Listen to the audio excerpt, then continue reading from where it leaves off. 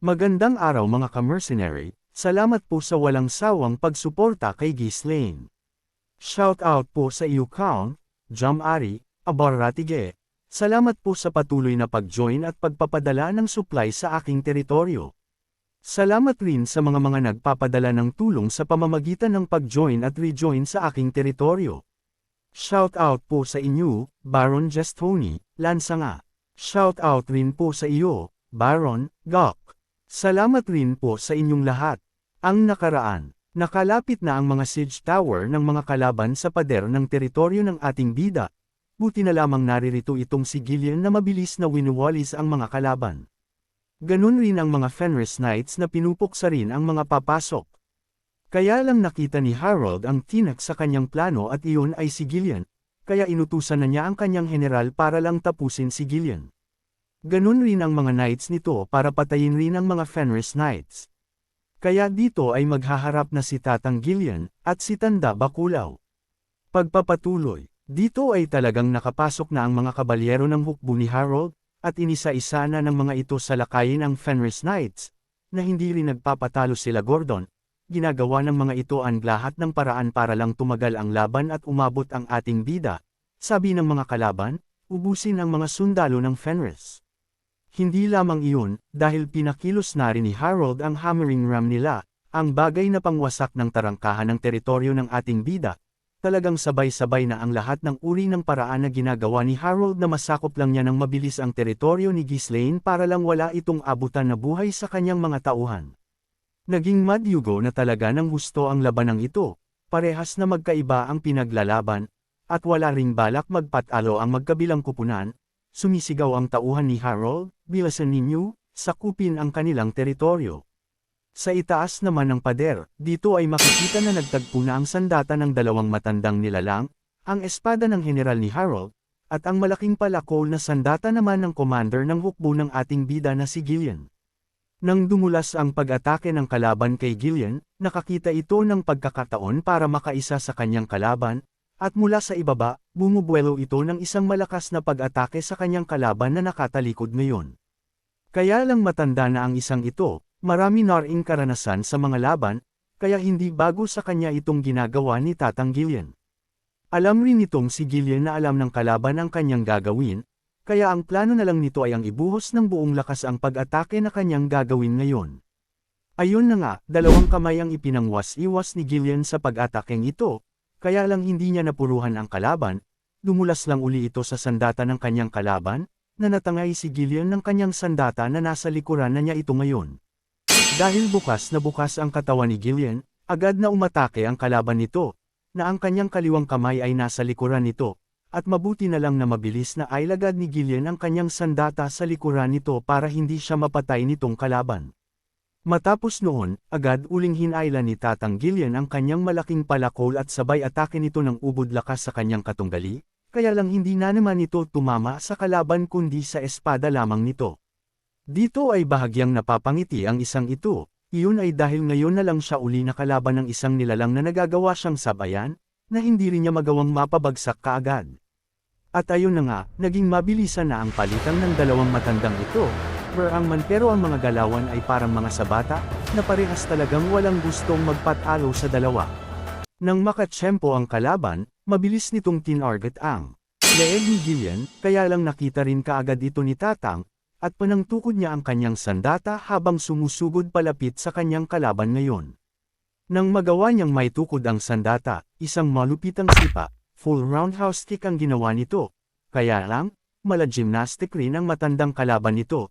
Dahil habang nasa likuran ang kaliwang kamay nito na nakikipaglaban, agad lang itong yumukod ng napakababa, sapat para mailagan ang ginawa ni Gillian.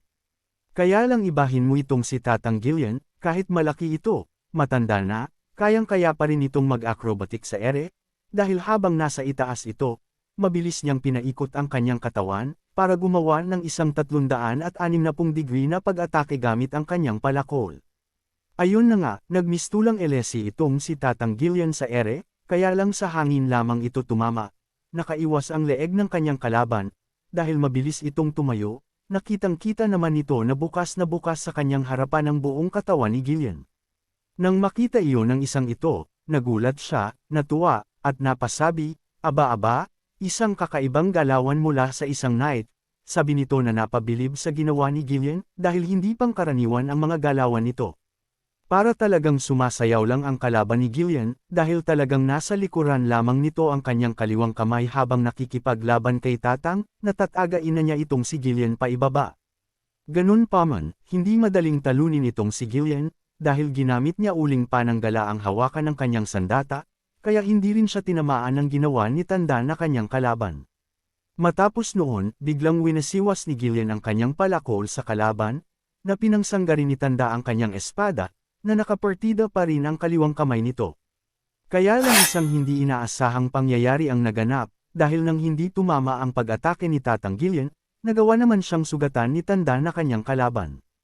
Kitang-kita nitong si Gillian ang sugat sa kanyang tiyan ngayon na gawa ng espada ng kalaban, pero hindi ito ganong kalalim, ganun pa man isa itong hindi magandang palatandaan, dahil nangangahulugan lamang ito na mas mabilis gumalaw ang kalaban kaysa sa kanya. Dito ay muling nagmamadaling sumugod ang isang ito, nakatago pa rin ang kaliwang braso nito sa kanyang likod, habang tutuhugan na niya si Gillian. Sabi nito, "Hindi na masama sa lakas na taglay mo, kaya lang napara kaming butas sa mga galawan mo," sabi nito. At ayun na nga, matapos ng salpukan na iyon, agad na may sumirit at tumalsik na dugo, kaya lang hindi malaman kung kay Gillian ba uli ito. Sa ibaba naman, itong si Harold ay naiinip na, sabi nito, sapat na iyon, sambit niya sa sarili na kontento na siya sa kanyang nakita, at oras na para gawin ang susunod na plano. Nakatitig na ngayon ang atensyon ni Harold sa tarangkahan ng teritoryo ng ating bida. Sabi nito, "Alisin na ninyo ang battering ram, wilawasakin mo na ang tarangkahan na iyan," utos nito sa kanyang salamangkero. "Masusunod ka mahalan," sagot ng isang ito, na muling humawak sa kanyang magic wand, at isang ngiting galit na galit ang pinakita nito, na nagliwanag rin kaagad ang ibaba nito, tanda na sinisimulan na niya ang spell para wasakin ang pinto ng Fenris. Ayun na nga, hindi man lang nagtagal ay muling nag-iba ang kulay ng paligid, at ang hangin rito ay biglang bamigat. Sabi ng isa, "Hala ka dyan, ayan na naman sila," si Galberic naman, "O hindi, tapos tayo nito," sabi niya na kitang-kita sa mata nito ang matinding takot. Heto na si Willow, talagang nakakatakot na salamangkero ang isang ito, sa kanyang pagtaas ng kamay isang malaking bilog na enerhiya na aprang araw ang lumitaw, at ang target nito ang tarangkahan para makapasok na silang lahat sa loob. Pawis na pawis ang isang ito. Ngayon, tanda na napakainit ng kapangyarihang nilabas niya ngayon, at napasabi pa ito, "Ewan ko na lang kung magagawa pa ninyong sanggain ito ngayon, tiyak mahihirapan kayo sa isang ito," sabi niya na tuwang-tuwa. Ang pamamaraang ito ay ang tinatawag na sun flare, na hango mismo sa matinding init ng araw, na ganun na nga ang itsura nito ngayon. Pag ito tumama sa tao tiyak maglalaho ito na parang abu, nang kumpleto na ang mahika, agad itong pinakawalan ni Willow, na nagmamadali namang dumiretso ito sa tarangkahan ng Fenris. Sila Gordon at Galberic ngayon ay takot na takot sa paparating na panganib sa kanila. Hindi na nila alam kung paano pa nila ito sasanggay ng buo, pero piyang titibay na lang nila ang kanilang binti para hindi sila tumalsik sa matinding impact ng pagtama. Si Put naman ay napanganga na lang sa kanyang nakita. Alam niya na delikado ito para sa kanila, kaya lang wala siyang mahika para sanggay nito. Itong si Vanessa naman ay walang ginawa sa mga sandaling ito, napapikit na lang ito at inaantay ang matinding pagsabog na magaganap sa tarangkahan, na bagay na nakakapagtaka kung bakit walang ginawa itong si Vanessa. At ayun na nga, parang tunog Goodbye Philippines ang pagsabog na sumabog, matapos ng whistle ay isang nakakapangilabot na init at pagputok ang narinig ng lahat rito ngayon, na talagang nawasak ng husto ang tarangkahan ng Fenris ngayon. Dahil tagumpay ang pagwasak sa tarangkahan ng Fenris, isang ngiting tagumpay ang sumilay sa mukha ng kumag na ito, sabi niya, "Katapusan na ninyo Fenris," sabi nito. Ayun na nga, butas na nga ngayon ang pinto ng teritoryo ng ating bida, sabi ng mga tauhan ni Harold, "Bukas na, wala nang harang ngayon, pwede na tayong pumasok, mga kawal sugod." Sigaw ng mga knight papasok sa loob ng teritoryo ng ating bida, na delikado na ngayon ang lagay nila Gillian. At ayun na nga, unang nakapasok ang mga kabalyero ni Harold na sakay ng mga kabayo nito. Sabi pa nila, "Sakupin ang mga kalaban, bilasan ninyo," at agad na nagkalat ang mga ito sa loob para patayin ang mga sundalo na kanilang madadaanan. Sa itaas naman ay tuloy-tuloy pa rin ang laban ng dalawang matandang nilalang na ito. Ang espada ng kalaban ay nakadiretso malapit sa mukha ni Gillian, mabuti na lamang nakaiwas ito, at nagamit niya ang kanyang isang espada para sanggain ang pag-atake. Dito ay nagulat at nabigla ito, sabi niya, ano ba naman iyan, bakit gumagamit ka pa ng isang sandata at iba pa? Sabi nito, na napakadaya raw ni Gillian, gayong siya ay isang kamay lang ang gamit kay Tatang Gillian. Ayun na nga, bigla-biglang sumugod itong si Gillian sa kanyang kalaban gamit ang espada nito, na mabilis namang nakailag ang kanyang kalaban na umatras lang patamba ang ginawa nito. Nang makailag ang kalaban sa espada ni Gillian, agad namang winasiwas nito ang kanyang palakol gamit ang kanyang kaliwang braso, na bahagyang bumaba ang kalaban nito sabay harang ng kanyang espada para hindi ito tamaan, nabukas naman ang kaliwang parte nito para saksakan siya ni Gillian gamit ng kanyang maliit na espada. Kaya lang talagang mahusay ang matandang lalaki na kalaban ni Tatang, dahil napalitan na itong gamitin ang kanyang kaliwang kamay, at tinabig ang kanang braso ni Gillian para lumihis ang pag-atake nito. Sabi ng kalaban ni Gillian, nakakadismaya ka naman kalaban, kung natutok ka lang sana sa pangangalaga ko tiyak na mas lalakas ka pa, at baka nalampasan mo pa si Victor. Ang mga mababait na bata na kagaya ni Victor talagang nauunang mawala sa mundo, sabi nito na hawak-hawak niya ang kanang kamay ni Gillian, at pinipigilan naman ng espada nito ang palakol ni Gillian. Sabi pa ng isang ito, paano ba iyan? Mukhang unang masasakop ang teritoryo ninyo bago matapos ang laban natin ngayon, ano na, itutuloy pa rin ba natin ito? Tanong ni kay Gillian. Dito ay hindi sumagot itong si Tatang, na para bang may kung anong mangyayari na hindi natin alam lahat, dahil makikita ang bahagyang pagngiti sa mukha nito. Mga sandali bago magsimula ang digmaan, nang magdesisyon ang lahat na lumaban sa digmaang ito laban kay Harold, may binuong plano itong si Claude, kahit duwag ang isang ito, ang kanyang utak ay talagang hindi matatawaran ng husay, sabi nito, sundin ninyo ang plano ko bilang ako ang administrator ng Fenris. Agad namang sumagot itong si Alfoy, anong pinagsasabi mo, hindi mo kami mga alipin, sabi naman ni Claude, ako ang general manager ng lugar na ito, at habang wala ang kamahalan, automatikong ako ang pansamantalang pinuno ngayon ng lugar na ito, nakangising sabi ni Claude. Sinimulan na ni Claude ipaliwanag ang lahat ng plano na naiisip niya para tapatan ang plano ni Harold. Sabi nito, si Desmond ay may daladalang hukbo na talagang wawasakin tayo. Isang all-out war ang plano ng isang iyon, kahit gaano kaganda ang ating depensa na gagawin, hindi nating magagawang pigilan ang tindi ng dami nila, kaya mawawasak at mawawasak talaga ang tarangkahan. Matapos noon, ngumiti ang isang ito, tanda na alam niya ang mga posibleng mangyari, at may pang-counter-attack siya sa ganung sitwasyon pag nangyari iyon, sabi nito, makinig kayong maigi sa sasabihin ko. Ang misyon na ito ay magsisimula lang sa oras na mawasak na ang ating tarangkahan, sabi ni Claude, na nangangahulugan na posibleng ang mga sundalo ng Fenris ay nasa kalagitnaan ng laban ng mga sandaling ito, na ganun nga ang nangyari. Sabi pa ni Claude na pinakita ang floor plan ng kanilang teritoryo, sabi nito, pag umakyat sila sa pader, at nakapasok sa loob, ang mga sundalo at mga salamangkero ay umatras kaagad at pumunta sa back gate sa lalong madaling panahon, hindi na ninyo kailangan lumaban noon, dahil lamang na sila sa bilang pag nakapasok na sila, kaya kamatayan lang mangyayari pag lumaban pa kayo. Pag nangyari iyon, ganito naman ang gagawin ng mga Fenris Knights, kukunin ninyo ng maigi ang atensyon ng mga kalaban sa anumang posibleng paraan, na ganun nga ang ginawa nila Gordon and Friends sa pagkakataong ito. Hintayin ninyo ang signal na gagawin ni Gillian, sa oras na gumawa na siya ng signal, sabay-sabay na kayong lahat na tumakas palayo, sabi ni Claude, na nasa kamay pa rin ni Gillian ang ikakatagumpay ng planong ginawa ni Claude. Kasalukuyang laban ni Gillian at ng general ni Harold, nagtanong si Tatang, sabi nito, alaga mo ba si Victor? Tanong ni Gillian sa kanyang katunggali. Sabi pa ni Gillian, bobo rin ang alaga mo isang hanggal na mandirigma na sumugod na lang na parang walang utak sa harapan ng aking kamahalan. Ayun namatay na lang siya bigla nang hindi man lang niya nagawang mamuhay ng matagal pa, tingin mo ba ikaw na kanyang master ay may pagkakaiba kay Victor? Nakangising sabi nito, na talagang may magaganap na hindi alam ng lahat, kahit hindi tayo nasabihan sa plano na ito.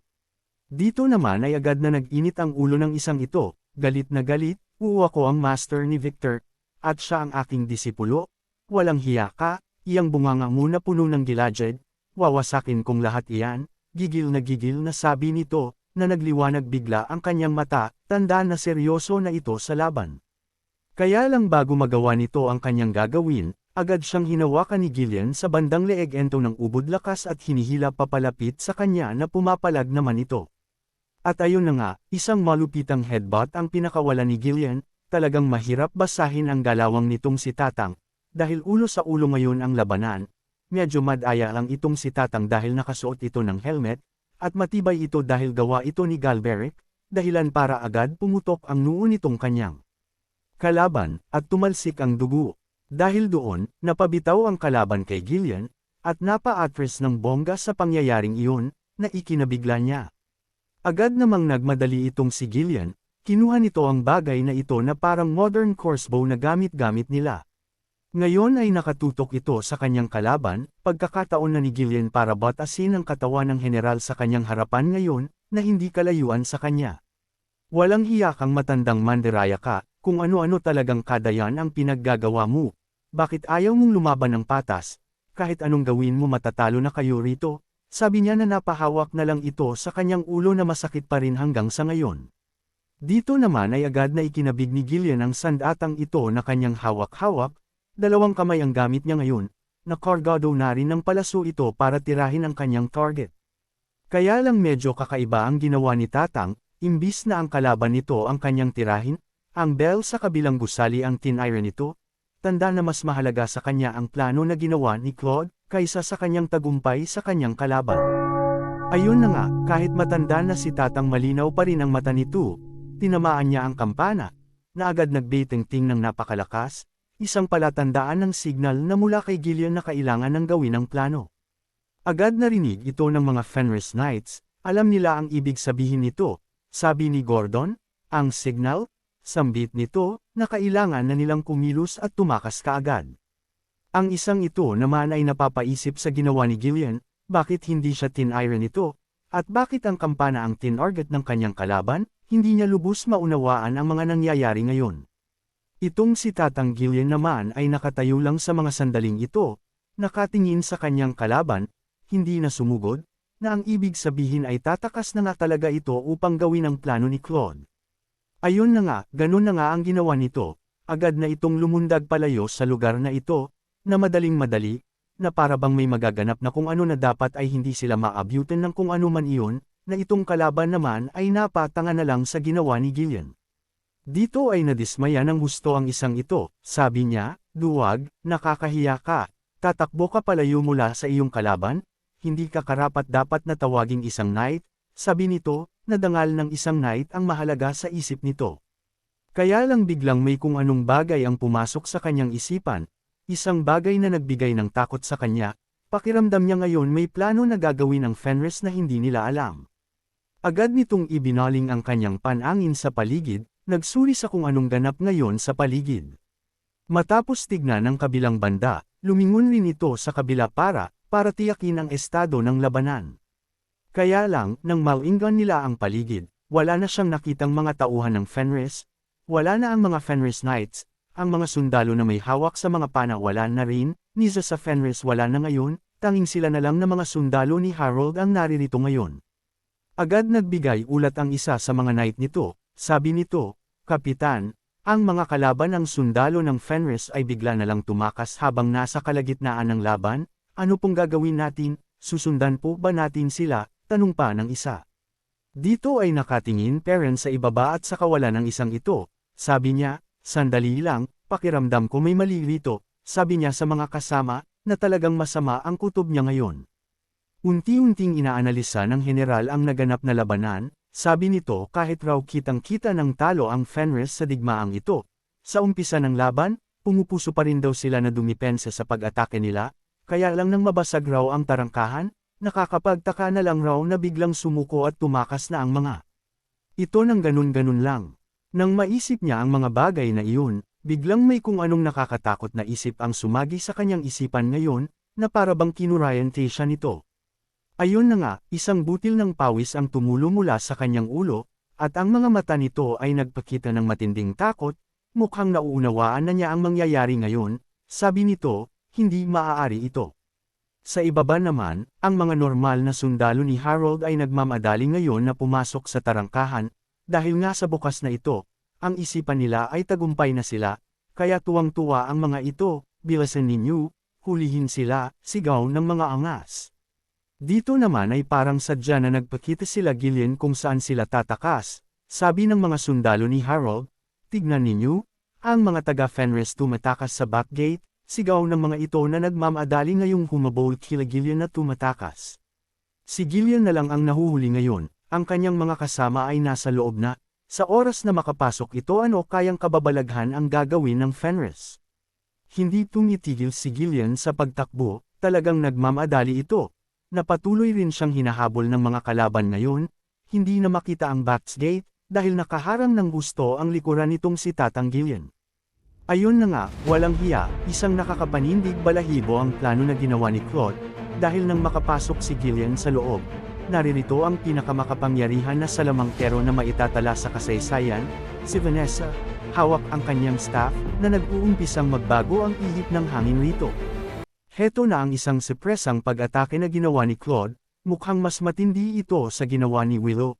At mukhang mas matindi rin ata ito sa patibong na ginawa ni Ghislaine noon nakasama ang mga runestone, dahil papasok ngayon sa backgate ang napakaraming sundalo ni Harold, na sasalubungin nila ang halimaw na babaeng ito.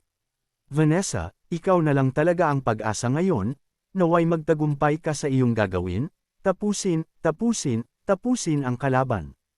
Abangan, putik ka Ghislaine, asan ka na?"